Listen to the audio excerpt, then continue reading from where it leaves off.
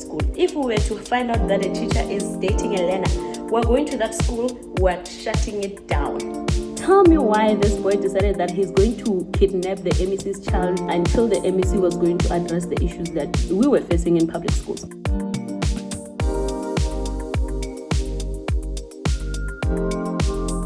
It's just under a month. Why is this child of yours never in your school? She's wreaking havoc.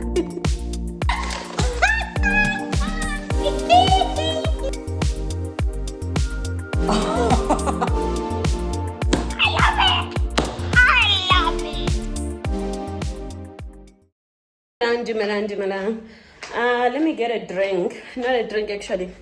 Dumelang, welcome to my channel. I'm alive now. I'm alive. I've just taken a shower. I'm about to take my pills. And I'm heading out to go to the courier guy. Wait, where do I put this? I'm going to see the courier guy. Whew, I'm going to collect a package that I've been quite excited. That I've been quite excited for.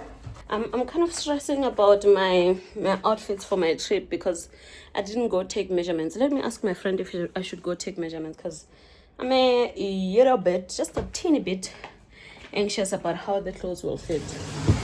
I'm thinking I should just go get fittings. Do you still need me to do measurements? Yeah, especially around the thigh. Okay. Around the thigh because they're loose, so I need to make sure they're not too loose and they're not. Yeah, let me just go take measurements because I've lost some weight. What about the flowing tops that we're doing? I like that, it's fine. I have to take a call. Okay. Hello. Hi, yeah. Hi, how are you? Sharp. Sharp. Hi, Mishumo. Oh my goodness, Mishumo. Where have you been, Mishumo? Hey, Mishumo. Yeah, jeez. Where have you been, baby? I haven't seen you like, what, 10 years? No, not even 10 years, 15 for sure. What? 7, you're lying. Can't be 7. I'm telling you. Never. 2017 KZN. Oh, yes, true. At the conference in Durban. How are you? Yeah. Oh. If I cry in this vlog, beat me. I give you permission to murr me. I could feel it coming. But I'm so happy. This is Mishumo. I met her. How old was I when I met Mishumo? She's older than me. 2011. I was 16. So sweet. We were highly political in school. We were the sort of children where if we were to find out that a teacher is dating a learner, we're going to that school, we're shutting it down. Hello? Our school doesn't have textbooks. What? We are coming to that school and shutting it down. In fact, a friend of ours who was leading courses with us, Mpong, passed away in March or April. Early April or March, and I'm just so sad. But a funny story about Mpho is that the MEC of Education's child was attending school at a private school, and he had some grievances. I was not there, but he was there and some of our other comrades. Tell me why this boy decided that he's going to kidnap the MEC's child from the school until the MEC was going to address the issues that we were facing in public schools. It was a whole hullabaloo. Somebody from the MEC's office had to quickly rush to the school and withdraw the child. Worst part, we were underaged, and it's not like they would have, and we didn't even have weapons. There was not much they could have done, but like that threat was a proper threat. I remember they called all of us. Mind you, I was from Skukuna. I still lived in the village. Mpho was in Polokwane, and there were other leaders from the province, Limpopo, and they called all of us to reprimand us. And then when I was in grade 11, some principal called my school and said to my principal, "Why is this child of yours never in your school? She's wreaking havoc." And then they started telling my parents, and then my mother told me to leave politics alone, and I said, how about no? That's when I reached my peak defiance era where if I felt like something was an injustice, guess what? Whether you're an adult or not, if you don't understand how urgent this matter is, you can't advise me. I only listened to adults that felt like they were listening to children.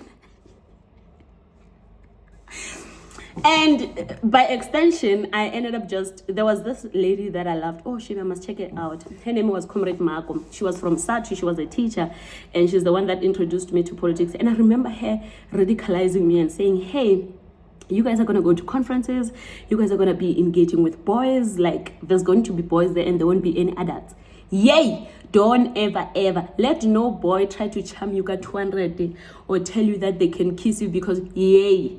She said, call me at whatever time of the night should anything happen. But also, I have these expectations of you that when you go there, you're understanding that you're going there for the purposes of learners and not to date or to be in romantic settings.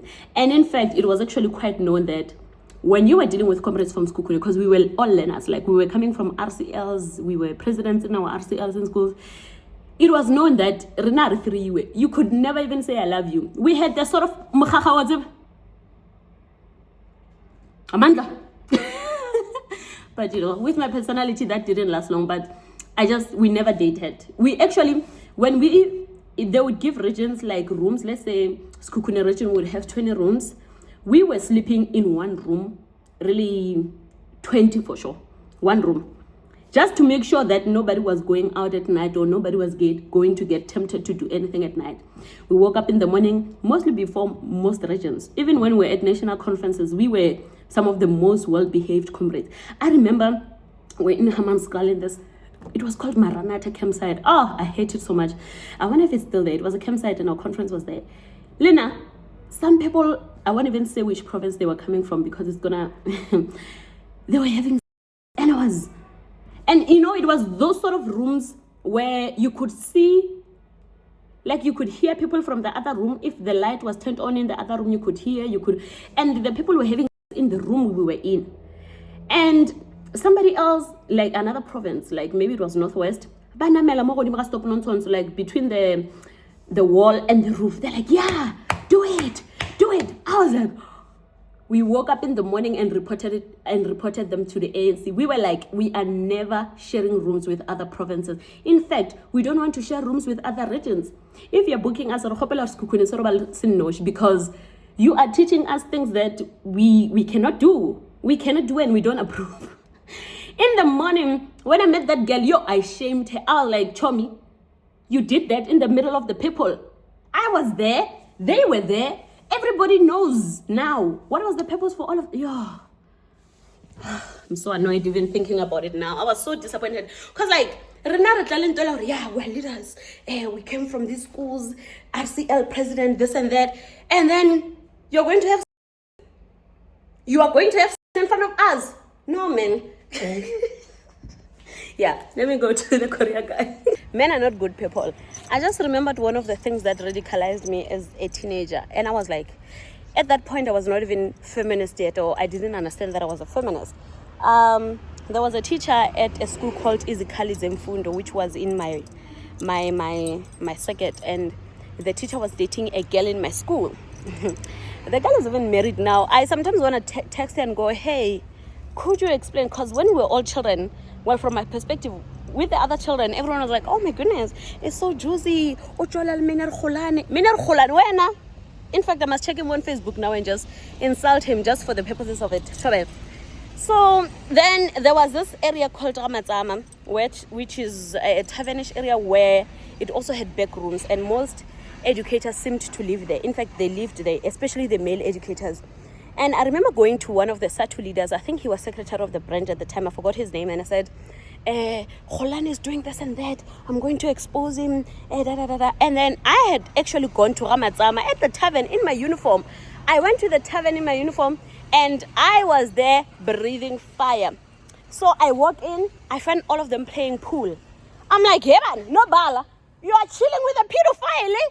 You are chilling. Then he's like, no, Mukwano. Step out, I'll speak to him. Then I go stand outside. And then He goes back in and speaks to Kholana, and then sharp comes back in and he says he's going to stop. And I was like, exactly, he better stop. And I left. Looking back, I know they played me, Shane, because they didn't stop. They didn't stop, but I did try. The good thing about radicalization is that once you see an injustice and your conscience ties to pick up injustice, it becomes very difficult to ignore it. And now, as an activist, highly political, engaging in a very male-dominated space, and I had to now find a way to catch up or to find a voice even within such a male-dominated field. In fact, I was the only female chairperson at the time, actually, of a province. Everyone else were males, and it was difficult, obviously, but I wasn't aware of just how difficult it was until I started confronting the status quo from a female lens. Now I was dealing with big people politically because I'm a chairperson.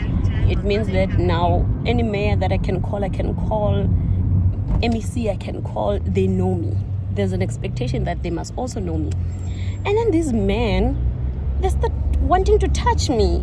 And they're like, hey, well, just because it doesn't mean now you have to text me in the middle of the night and ask if I'm sleeping. Leave me alone, malume. Like, and most of them I respected. I'm like, yo, you hold such a serious position in society, and there was a lady that I absolutely loved. She passed away. She was the MEC for agriculture in Limpopo. Her name was Joy Masoge, and I loved her so much. I remember meeting her at the ANC office, and she said, yeah,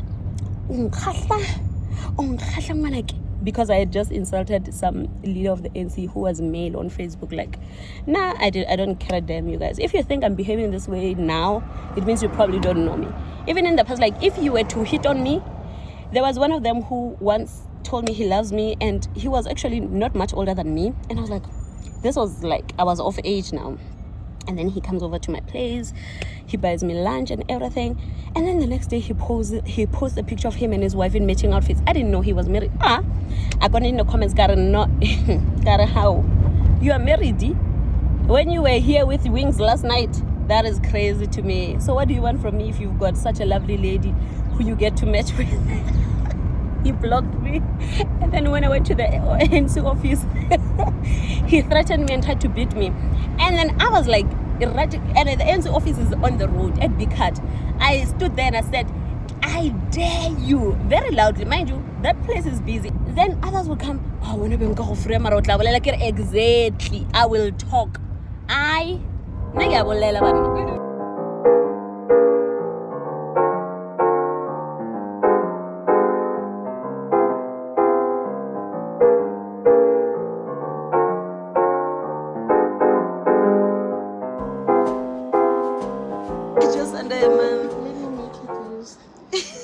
For the purposes of what shall happen.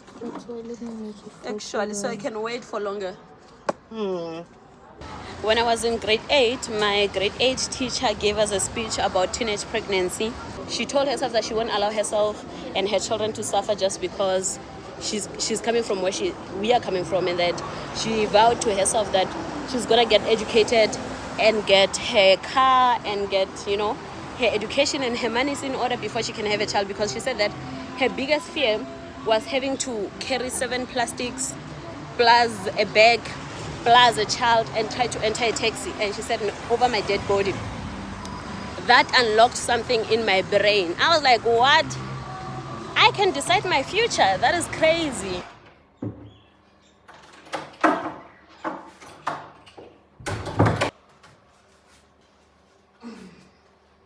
Whoa. Okay. I just came back from the Korea guy and the seamstress. You guys, I really don't know how I'm going to do this thing, because I'm planning for a trip. I don't have outfits. My friend is sewing outfits for me, and we're out of time. Initial plan was to go to India and to do like a treatment called Ayurveda, but like all the treatment centers were charging me. It's like a wellness center retreat. They make you feel good. You do yoga every day. They matches you every day. But like 40,000, I was like, no. So the budget for this trip was 20K, and flights are 16,000. Accommodation number 1 is 1.2. Accommodation number 2 is 900. And then I'm going to try to book. Yo, I'm testing God. Look at this one.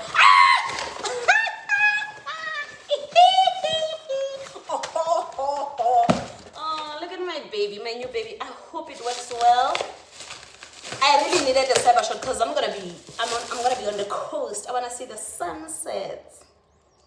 I want the sunset. I'm really hoping that this camera can do what I needed to do, because damn. That other one broke my heart by stopping to work, but I got another Sony cyber shot. Hoping for the best and expecting the great. I'm hoping for the best. I have too much anger for this, ne? Work with me. I want to buy second hand, but when I look and touch the item, it better feel like first hand, please. And then this is what it looks like. Yo, this guy secured to this camera. Look at this.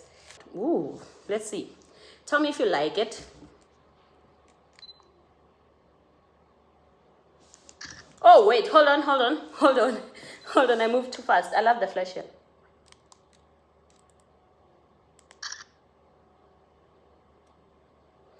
Ooh. She's gonna eat. Guys, wait. I know you. Emang, peng chance, let me cook.